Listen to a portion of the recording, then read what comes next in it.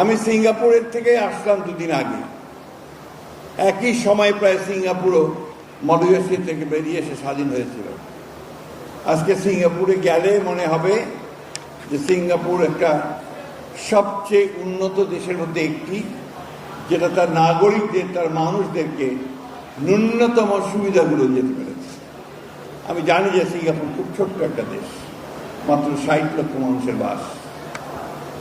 অথচ আমি যেটাও জানি যে আমার এখানে প্রায় 180 মিলিয়ন লোকের বাস, মাত্র 55,000 বর্গ মাইল জমি।